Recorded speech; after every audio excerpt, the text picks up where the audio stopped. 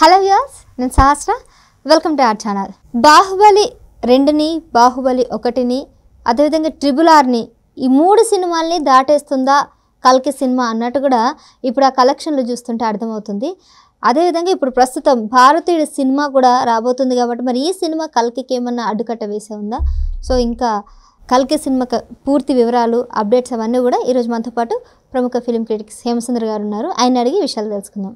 నమస్తే సార్. నమస్తే అమ్మా. సో కల్కి సినిమా రిలీజ్ అయ్యి ఇప్పటివరకు అయితే నాన్ స్టాప్గా రెగ్యులర్గా కలెక్షన్లు కానీ సినిమా పాజిటివ్ కానీ అంతా బాగా వెళ్తూ ఉంది.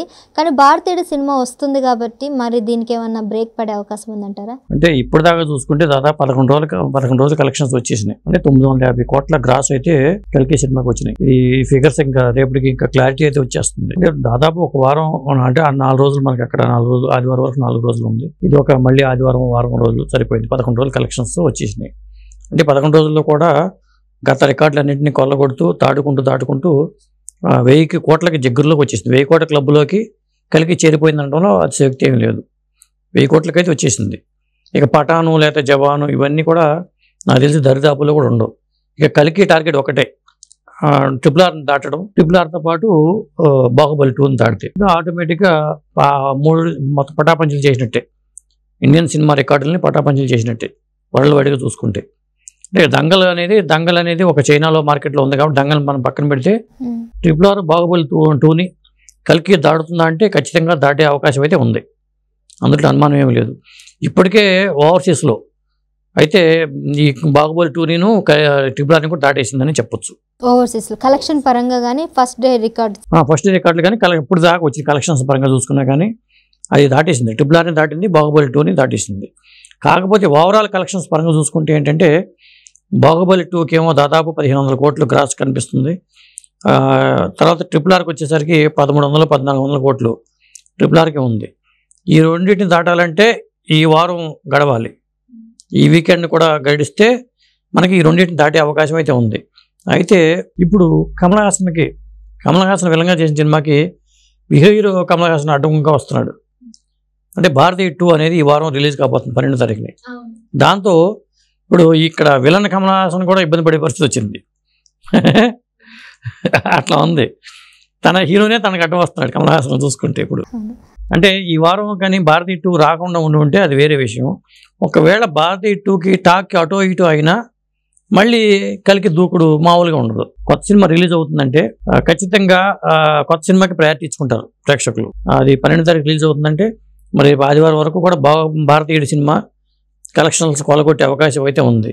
అంటే ఫస్ట్ డే టాక్ పాజిటివ్గా భారతీయుడికి వస్తే ఖచ్చితంగా కలికి మీద కలెక్షన్స్ మీద ప్రభావం ఖచ్చితంగా ఉంటుంది. అది సార్, ఇప్పుడు మీ అంచనా ప్రకారం భారతీయుడి సినిమా వల్ల ఆయన హీరో, ఇందులో విలను, సో హీరోయిన్కి హీరో అడ్డం వచ్చి ఇప్పుడు బ్రేక్ తీసుకొచ్చేటట్టు అనిపిస్తుంది.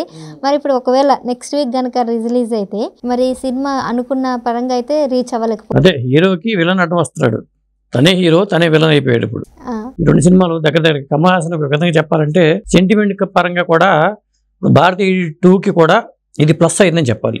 ఎందుకంటే అందులో కమల్ హాసన్ ఉండటం, మళ్ళీ వెంటనే కమల్ హాసన్ సినిమా రావటం అనేది భారతీయుడికి 2కి అయితే ప్లస్ అవుతుంది. ఓకే, కల్కి సినిమా కమల్ హాసన్ కి చాలా ప్లస్. కమల్ హాసన్ చాలా ప్లస్ అయింది. వెంటనే 2వ సినిమా రావటం అనేది. కొంత గ్యాప్, ఒక వారం గ్యాప్ ఇచ్చి ఉంటే బాగుండేది అనిపించింది నాకు. ఏ రోజున రిలీజ్ అవబోతుంది? 12వ తారీఖు భారతీయ 2 రాబోతుంది. ఈ వారం కానీ భారతీయ 2 రాకపోతే మళ్ళీ ఆదివారం వరకు, శనివారం ఆదివారంలో కలెక్షన్స్ భారీగా ఉంటున్నాయి. కలెక్షన్స్ బాగా పెరుగుతున్నాయి. నార్త్ లో ముఖ్యంగా కల్కి కలెక్షన్స్ బాగున్నాయి. ఈ టైంలో భారతీయుడు రావడం అనేది కొంత ఇబ్బందికరం. ఖచ్చితంగా భారతీయుడు 2 వచ్చిందంటే ఆటోమేటిక్ గా జనం అటు డైవర్ట్ అవుతారు. కలికి 2వ చూద్దాం, 3వ చూద్దాం అనుకున్న వాళ్ళు కూడా భారతీయ 2 చూసిన తర్వాత ఒకవేళ భారతీయ 2 డిసప్పాయింట్ చేస్తే మాత్రం మళ్ళీ అది కలికి ప్లస్ అవుతుంది. దాంతో విలన్ కమల్ హాసన్ గెలుస్తాడు, హీరో కమల్ హాసన్ ఓడిపోతాడు.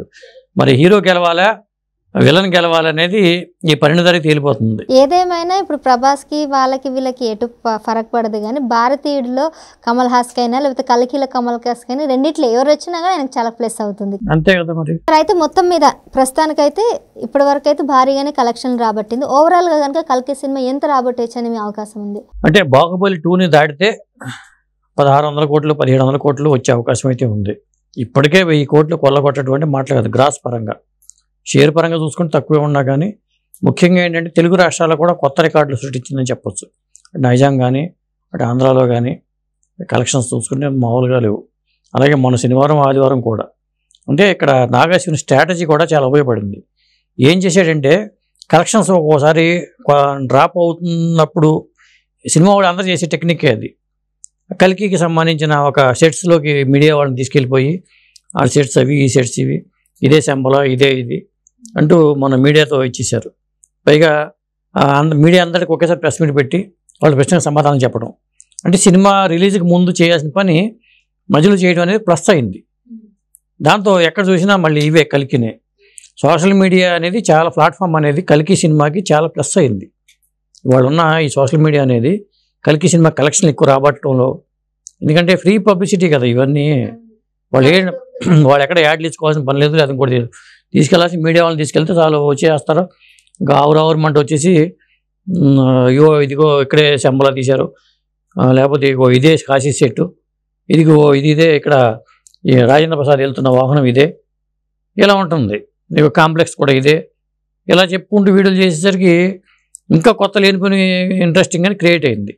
అలాగే మీడియా అందరికీ పెట్టి అందరికి ఒక్కొక్కరికి ఇంటర్వ్యూ ఇవ్వడం బోల్ టైం పడుతుంది.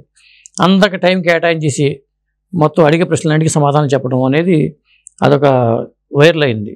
అంటే వీళ్ళంతా తెలుగు వాళ్ళకేమో అందరికీ ఇట్లా పెట్టేశారు గ్రూప్గా. అదే నార్త్కి వెళ్ళిపోయి మళ్ళీ అందరికీ ఇండివిజువల్గా కొంత ఇంటర్వ్యూ కూడా ఇవ్వడం జరిగింది నాగశ్విన్. అంటే ఇది ఒక పబ్లిసిటీలో కూడా ఇది ఒక భాగం అనుకోవచ్చు. అది కూడా చాలా ప్లస్ అయింది. అవును, మీరు అన్నట్టు సినిమా స్టార్టింగ్లో చేయలేదు కానీ మధ్యలో చేయడం వల్ల ఎందుకు ప్లస్ అయిందంటే ఫస్ట్ ఆల్రెడీ సినిమా చూసిన వాళ్ళకి కాశీ కాంప్లెక్స్ ఎలా ఉంటాయి, శంబల ఎలా ఉంటుంది అని ఒక ఎక్సైట్మెంట్తో చూస్తారు. అక్కడ ఒక ఇంట్రెస్ట్ ఉంది. అసలు చూడని వాళ్ళు అసలు ఏంటి కాంప్లెక్స్, ఏంటి శంబల, సెట్స్ ఇలా ఉన్నాయి, సినిమా ఎలా ఉంటుంది అని అలా ఎక్సైట్మెంట్తో వెళ్ళడం కూడా జరుగుతుంది. అట్లా అది మన ప్లస్ అయింది. మళ్ళీ ఈ వారం కూడా ఏదైనా స్ట్రాటజీ ప్లే చేయొచ్చు. ఎందుకంటే ప్రమోషన్ వర్క్ అనేది చాలా ఇంపార్టెంట్. దాన్ని తెలివిగా మనం ప్లాన్ చేసుకుంటే బ్రహ్మాండంగా కలెక్షన్ రాబట్టుకోవచ్చు. నాకు తెలిసి అయితే ఈజీగా ఇంకొక 500-600 కోట్లు వచ్చేస్తే బాహుబలి 2 రికార్డును అయితే బ్రేక్ చేసే అవకాశం అయితే కనిపిస్తుంది. మొదట్లో కనుక భారీ ఎక్స్పెక్టేషన్స్తో సినిమా ప్రమోషన్ చేస్తుంటే ఆ ఎక్స్పెక్టేషన్స్తో వెళ్ళిన వాళ్ళందరికీ కూడా సినిమా నచ్చకపోయి అప్పుడు కూడా మైనస్ అయ్యేది సినిమాకి. బట్ మీరు అన్నట్టు కూడా నాగశ్విని ప్లే చేసిన స్ట్రాటజీ ఏదైతే ఉందో అది నిజంగా బాగా వర్కౌట్ అయింది. Right sir, thank you.